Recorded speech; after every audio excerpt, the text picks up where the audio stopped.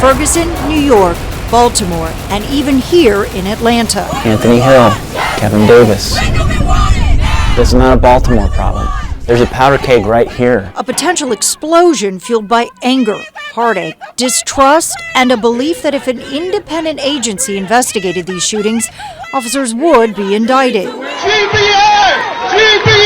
The police have got to stop investigating themselves. I want the GBI involved in it. Here, that independent voice is the Georgia Bureau of Investigations, an agency that has seen its caseload grow, peaking in 2012 when statewide it investigated 53 officer-involved shootings.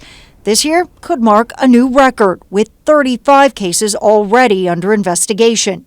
Felicia Thomas's son Nicholas is one of them. The bullet went through his armpits. So what does that tell you, Rebecca? He had his hands up. Police won't confirm where her son was shot or what led up to his death. But through an open records request, we were able to study 51 fatal shootings in Metro Atlanta investigated by the GBI in the past 10 years. Of those, only 8 have gone before a grand jury. We collect the facts, we place them in a documented case file, and then we present that to the district attorney, who is the decision maker as to whether the officer's actions are lawful. 2 of the cases we reviewed did result in charges, but one of those was dropped before trial. The reason given, insufficient evidence. In fact, the only case ever heard by a jury involved the death of a 92-year-old woman, Katherine Johnston, killed in a botched drug raid. And I'm proposing the Nicholas Taft Thomas bill that any time an unarmed person is murdered by the police, the FBI steps in right away.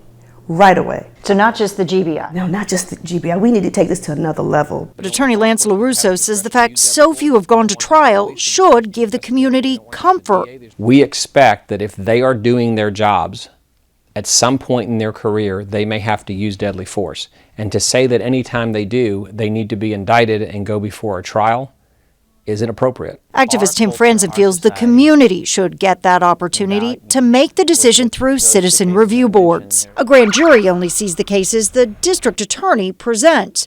A citizen review board can investigate anything it wants. But to work, he says, it needs teeth. One that has the power to indict, the power to subpoena, and the power to give real penalties that don't have to be approved. LaRusso says citizen review boards lack the training to understand the law. If a person commits a forcible felony, they are reasonably believed to be armed, and they're reasonably believed to be a threat to people in the area, law enforcement officers can use deadly force while a person's running away to effect an arrest. But Thomas says something has to change to alter the perspective that right now it's police against the people. It hurts my heart because, like I say, we're all one people, and I hate to see people fighting. You know, we have to have solutions to this.